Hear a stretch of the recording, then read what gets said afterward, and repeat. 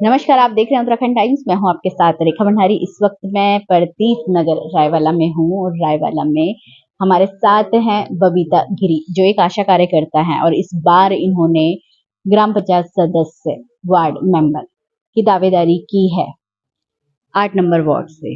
स्वागत है आपका। धन्यवाद। आशा कार्यकर्ता हैं आप, फिर वार्ड मेंबर, ग्राम पंचायत सदस्य क्यों बनना चाह रही हैं? क्या उद्देश्य है आपका? उद्देश्य तो ये है कि एक तो हम फील्ड से जुड़े, मैं आशा कार्यकर्ती हूँ। हमें लगभग 20-21 साल हो गया हमें ये फील्ड से काम करते। तो मुझे लगा कि हम अगर ये काम कर रहे हैं, हम औरों को देखते हैं, अरे हमें वार्ड मेंबर बनना है, बोलते हैं, कोई बोलता है कि नहीं अरे ये काम नहीं है। तो मैं चाहती हूँ जो पंचायत सदस्य में जो भी बाहर की जो योजनाएं आती है, मैं कम से कम अपने इस फील्ड तक पहुँचाऊँ। क्षेत्र कुछ तक पहुंचे। क्षेत्र तक पहुँचाने, कुछ लोगों को ये चीज़ तो वंचित रह जाते हैं कि योजना क्या आई है हमें। जिस तरह से आप हेल्थ वर्कर की तरह आप काम करते हो, लोगों के घरों में जाके महिलाओं को समझाना, उनको जागरूक करने का काम करते हो, बच्चे को और माता को आप देखते हो, तो बहुत मुश्किल नहीं होगा आपके लिए वार्ड मेंबर में काम करना। राजनीति क्यों? वैसे भी तो सेवा कर ही रहे हैं आप। जी, वैसे भी सेवा हो रही है, लेकिन मुझे लगता है ये भी एक सोशल वर्क है, ये भी वैसा ही काम है। इसलिए समाज हाँ, का, अपने समाज, गांव हाँ, के लिए। अपनी सेवा के लिए, क्योंकि बाहर तो नहीं, हमें अपने उसी फील्ड में काम करना है। इसलिए मैंने ये चुना कि मैं देखती हूँ, इसमें अगर मुझे मौका मिल जाता है, मैं ये काम भी करूँगी और बखूबी बहुत अच्छे से निभाऊँगी। क्या कहेंगे जनता से जो आपको वोट करेंगे, उनसे क्या कहेंगे? क्या आपका चुनाव चिन्ह है? किस नंबर पे आता है? इस नंबर पे तो ये है कि अभी चुनाव चिन्ह तो अभी मेरे ख्याल से तीसरे नंबर पे है अभी, है ना? और मैं फिर से उन लोगों का बहुत धन्यवाद करना चाहूँगी।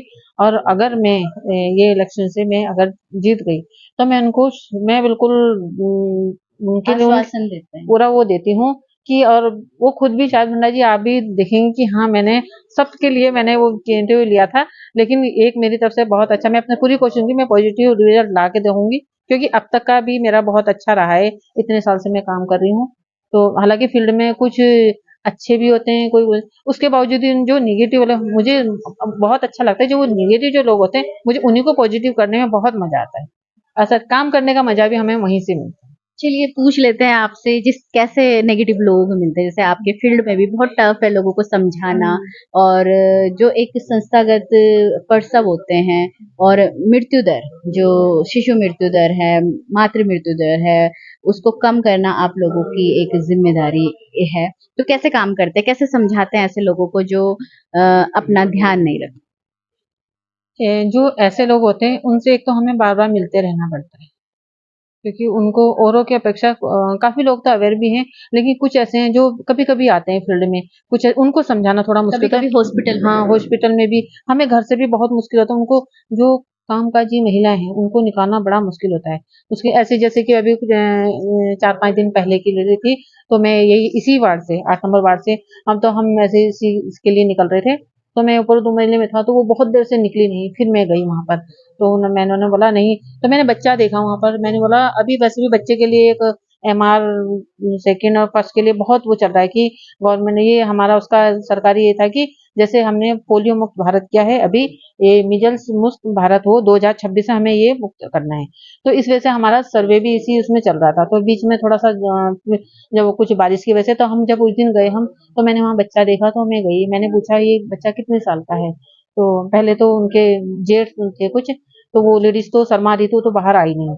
क्योंकि वो जब से वहाँ आई है, तो तब से वो उस घर से बाहर निकली ही नहीं है, और रास्ता भी थोड़ा अजीब-सा है वहाँ का ना। तो मैंने उनको पूछा, मैंने कहा बच्चा कितने साल का है? बोले कि 2 साल का हो गया। 2 साल से थोड़ा ज़्यादा ही बताया उन्होंने। तो मैंने बोला इसको तुमने 9 महीने वाला इंजेक्शन लगाया है? कह रही पता नहीं। मैंने कहा मेरे को कार्ड दिखाओ, तो कार्ड में मैंने देखा उसमें 9 महीने वाला इंजेक्शन भी नहीं लगा था, जिसको ये ना मीजल्स फर्स्ट बोलते हैं। फिर मैंने उनको अगले दिन, वो निकल नहीं रही थी बाहर, क्योंकि उसको रास्ता ही नहीं मालूम था। फिर मैं बल्कि उस दिन मैं फिर सत्य साई मेरा एक केस था, मैं वहाँ से उनको बीच में छोड़ कर के 2 घंटे के लिए आई, तो जो जो केस था वो भी मेरे उसी एरिया का था। तो मैंने उनके हस्बैंड को बोला तुम अपने ई-रिक्शा में उनको लेकर के आओ। तो उन्होंने बोला पेमेंट, मैंने कहा पेमेंट बाद में देखना, पहले ये काम होना चाहिए। तो वो ले फिर काफ़ी देर तक वो निकले नहीं बाहर। मैं उसका ऑटो वाला ही बोला मैडम वो तो निकल ही नहीं रहा है बाहर, क्या करें बोलकर। मैंने कहा अच्छा मैं आती हूँ बोला। फिर मैं तब तक आई, तो मैंने उनसे फिर उनके जेठ जी से बात की। फिर उसी की साइड वाले कमरे में एक लेडीज़ और थी, वो गर्भवती थी। तो मैंने उनको, वो अवेयर थी, उन्होंने बोला आप जहाँ बोलोगे हम आएँगे। तो मेरा उनके फ़ोन से मेरे उन वो फिर आपने वो टीकाकरण करवाया? करवाया, मैं ई-रिक्शा में लेकर के गई, बल्कि मैं वहीं मैंने कहा आप मुझे यहीं रास्ते में मिलो, और मैं वहीं से चौक से मैं बैठी, मैं एएनएम से मैंने ये भी बोला, मैंने कहा मैम इनका घर दूर है, ये इसी ई-रिक्शा से जाएगा, आप इसको पहले देखिए। तो उन्होंने, मैम ने भी समझा और वो काम हो गया, मुझे तसल्ली हुई। ये एक थोड़ी छोटा-सा एग्ज़ाम्पल है हाँ, और 21 साल से पता नहीं कितने हाँ, कितने हैं। एग्ज़ाम्पल कितने आपने लोगों को बचाया जी, होगा। तब और वाक़ई में जो दूर से आ रहे हैं, उनके लिए वो रास्ता मुश्किल भी है। तो अब मैंने उनको बोला कि अब मैं तुम्हें जहाँ नज़दीक है, अब मैं, क्योंकि वो टीका बहुत लेट हुआ था, इसलिए मेरी मजबूरी हो गई थी कि हमारे एक जो नज़दीक वाला है, वो सेंटर हमारा निकल चुका था, तब तक हो चुका था, और उनको लगाना बहुत ज़रूरी था। इसलिए इतनी मेहनत करनी पड़ी, और अगर नज़दीक होता तो शायद कम मेहनत करनी पड़ती। क्या कहेंगे क्या है आपका चुनाव चिन्ह? मेरा चुनाव चिन्ह है अंगूर।